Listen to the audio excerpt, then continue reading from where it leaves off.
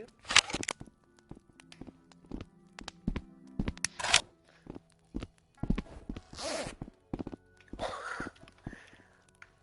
Que no, Jai, que tú no vas a coger pescado, mamá huevo.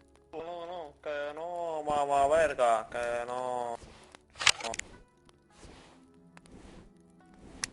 Que no, hermano, que tú no coges pescadito, hermano, que no.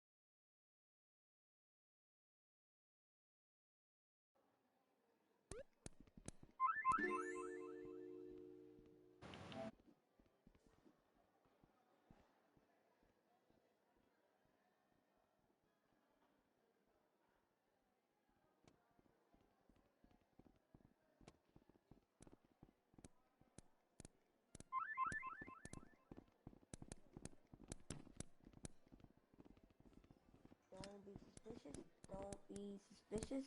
Don't be suspicious. Don't be suspicious. Don't be suspicious. Don't be suspicious. Don't be suspicious. Don't be suspicious. Don't be suspicious. Don't be suspicious. Don't be suspicious. Don't be suspicious. Don't be suspicious. Don't be suspicious. When I drinking me, my cup turned over. That man, who gon' protect me on the how the fuck you with me? You play detective, you ain't my twin. I'ma flip you soon as that package drop. Don't be suspicious. Don't be suspicious. Don't be suspicious. Don't be suspicious. Don't be suspicious. Don't be suspicious. Don't be suspicious. Don't be suspicious. Don't be suspicious. Don't be suspicious. Don't be suspicious. Cause when they see me in zone, man, it could turn out bad, turn out good. But I'm still taking, throwing up my hood. And when we gon' slide, and we homicide, fine. Still ain't got my mind.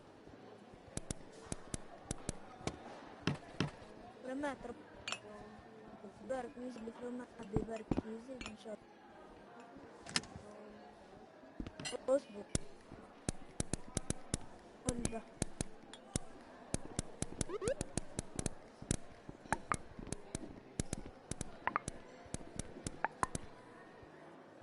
ايش يدخلني الرحمة. وش فيه؟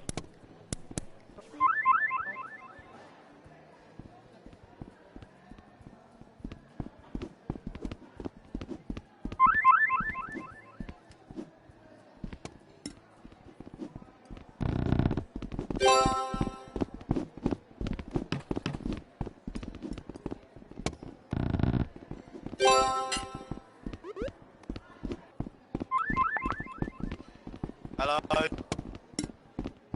Hello. Hello. Hello. Hello. Hello.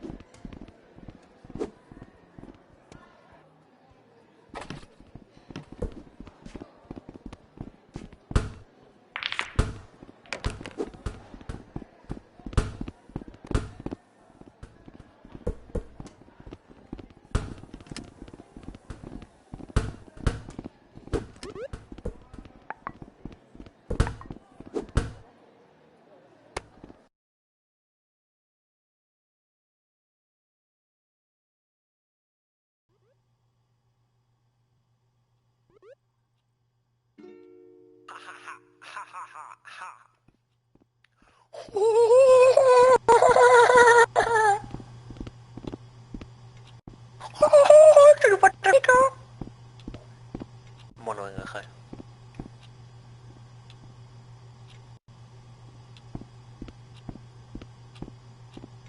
Vamos a empezar.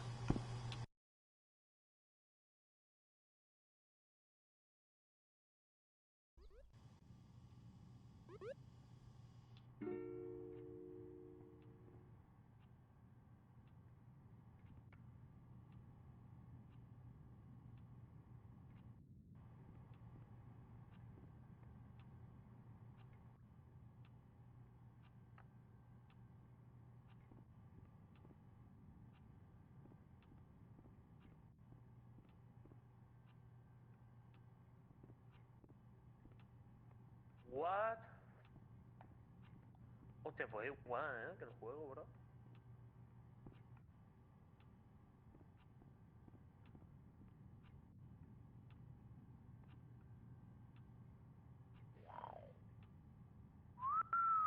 ¿Te escuchas, bro?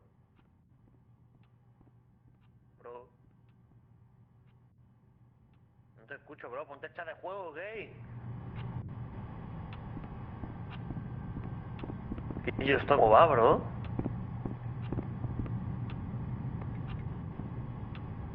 Game on!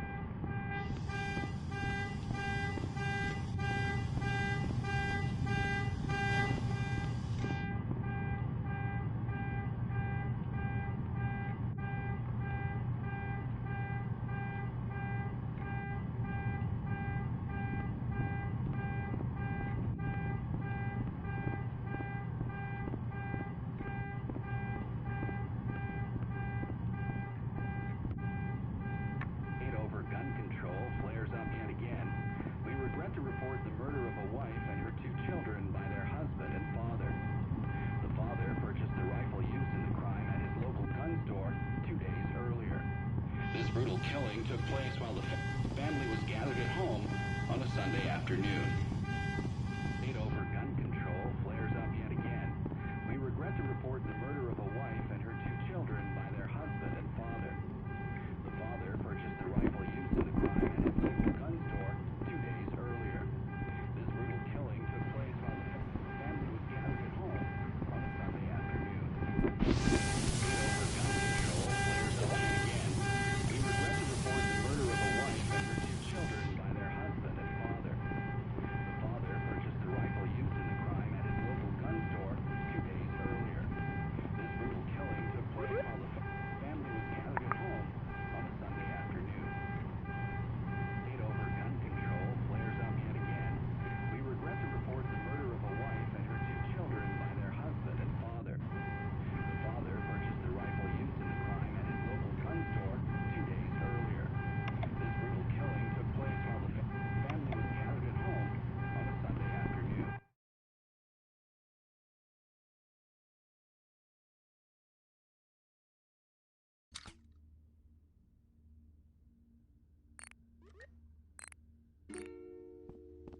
Ready to start.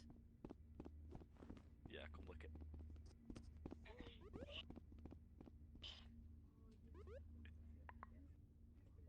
No, right, I'm not asking her to do that, I'm afraid.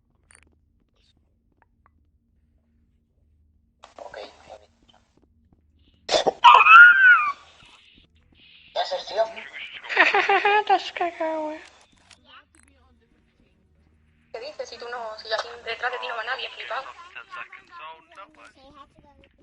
¿Cómo? Se va la escucha. ¿Qué ha dicho? Easy tag. Tag players and bots to score points. You're on blue team.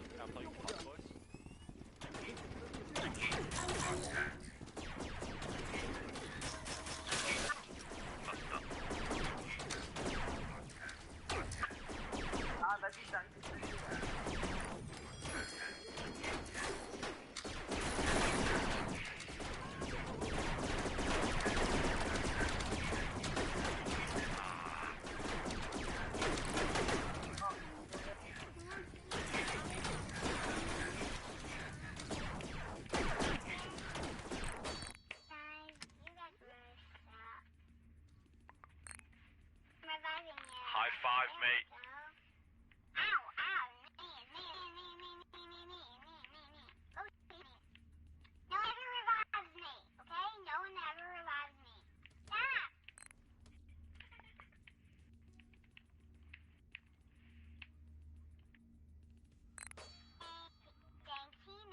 Yeah, fuck you. Wrong person. What the fuck?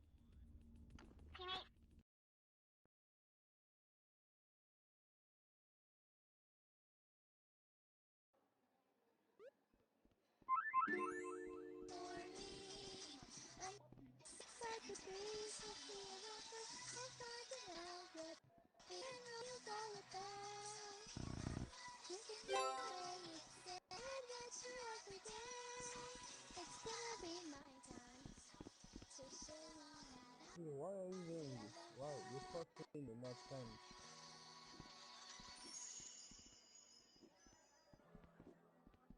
Hey.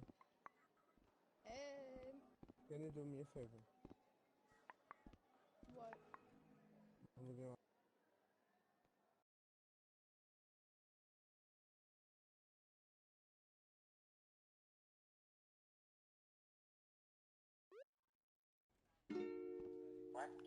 Vale, se va, tira para adelante.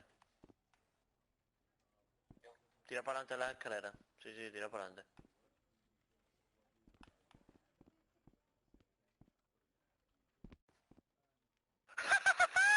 Bienvenida a mi mundo.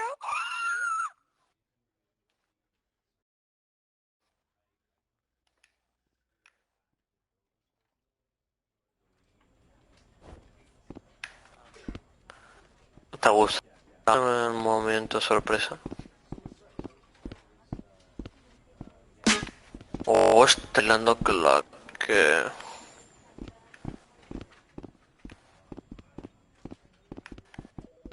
No sé qué es esto. ¡Es ETV! ¡Yo quita aquí! No sé, ahí he visto una cosa. Bueno, ¿qué hace aquí, bro?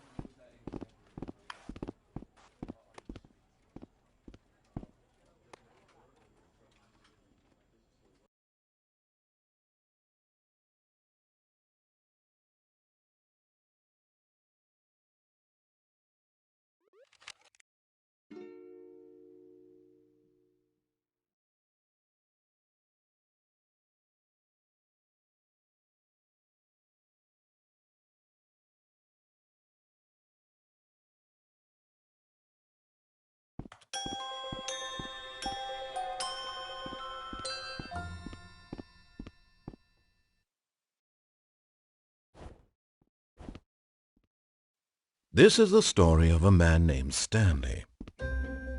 Stanley worked for a company in a big building where he was employee number 427. Employee number 427's job was simple. He sat at his desk in room 427 and he pushed buttons on a keyboard. Orders came to him through a monitor on his desk, telling him what buttons to push, how long to push them, and in what order. This is what employee 427 did every day of every month of every year. And although others might have considered it soul-rending, Stanley relished every moment that the orders came in, as though he had been made exactly for this job. And Stanley was happy. And then one day, something very peculiar happened. Something that would forever change Stanley. Something he would never quite forget. He had been at his desk for nearly an hour when he realized that not one single order had arrived on the monitor for him to follow. No one had showed up to give him instructions, call a meeting, or even say hi. Never in all his years at the company had this happened, this complete isolation. Something was very clearly wrong. Shocked, frozen solid, Stanley found himself unable to move for the longest time. But as he came to his wits and regained his senses, he got up from his desk and stepped out of his office.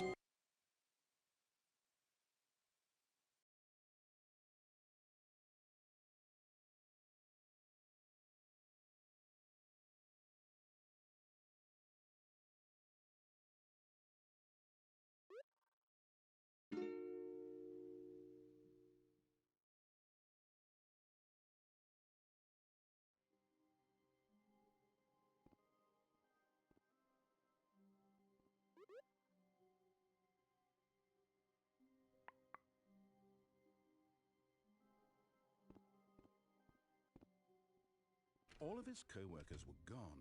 What could it mean? Stanley decided to Se go va. to the meeting room. Perhaps he had simply misremembered. A ti te acaban de contar una milonga de una cinemática.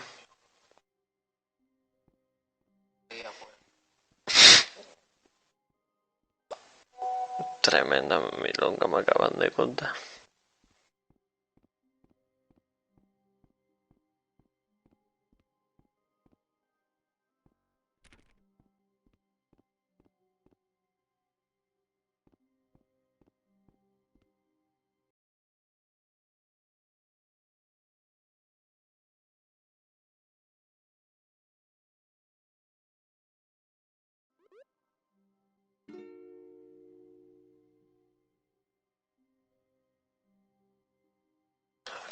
¿Que yo? ¿Tú estás en una oficina?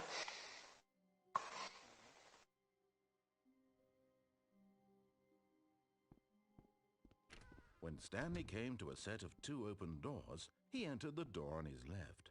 No entiendo nada de este puto juego.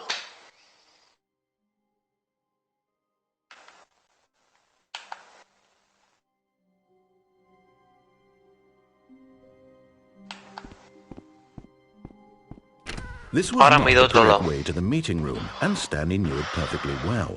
Perhaps he wanted to stop by the employee lounge first, just to admire it. Ah, yes, truly a room worth admiring. It had really... But eager to get back to business, Stanley took the first open door on his left.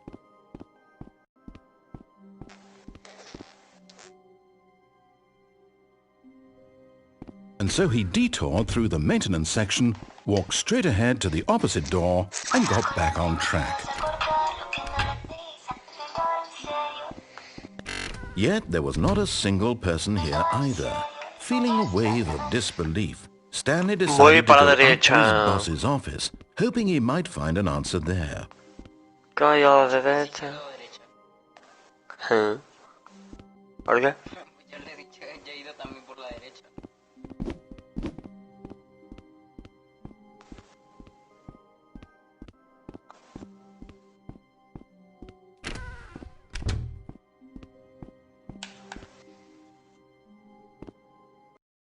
Que esto es una puta mierda, yo me salgo de esto.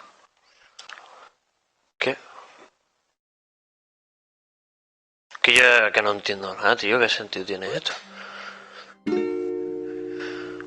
Tío, qué puta caca me voy a hacer. Que ahora después vuelvo, ¿vale?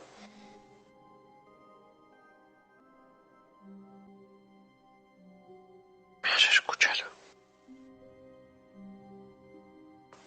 Que yo... Que ahora vuelvo. Coming to a staircase, Stanley walked upstairs to his boss's office. Venga, ahora vuelvo, vale, mi amor. ¡Hostia!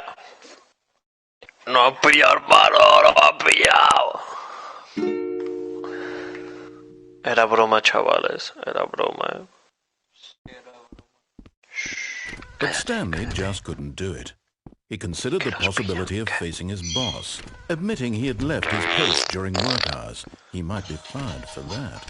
And in such a competitive economy, why had he taken that risk? All because he believed everyone had vanished. His boss would think he was crazy. And then something occurred to Stanley. Maybe, he thought to himself, maybe I am crazy.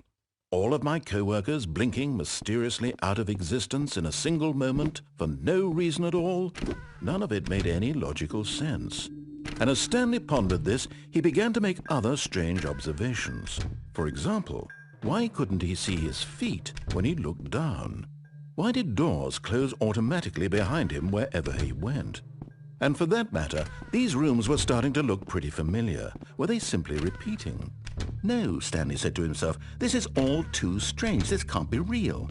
And at last, he came to the conclusion that had been on the tip of his tongue. He just hadn't found the words for it.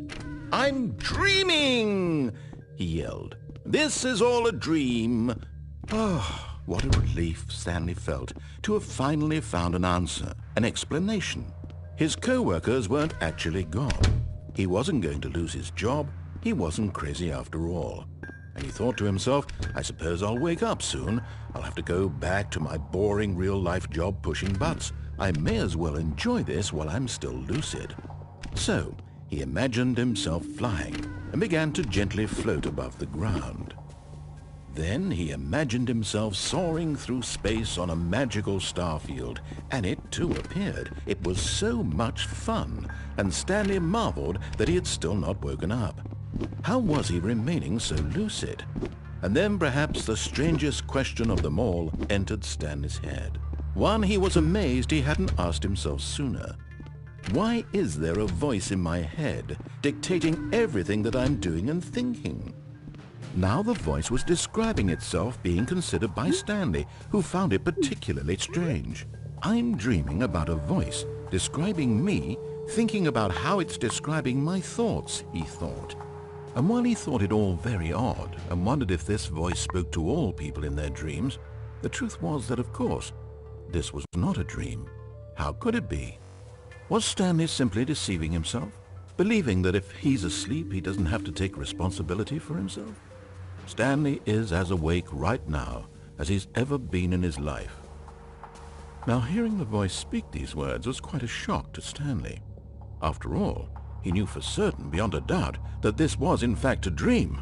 Did the voice not see him float and make the magical stars just a moment ago? How else would the voice explain all that? This voice was a part of himself too. Surely, if he could just... He would prove it. He would prove that he was in control, that this was a dream. So he closed his eyes gently, and he invited himself to wake up. He felt the cool weight of the blanket on his skin, the press of the mattress on his back, the fresh air of a world outside this one.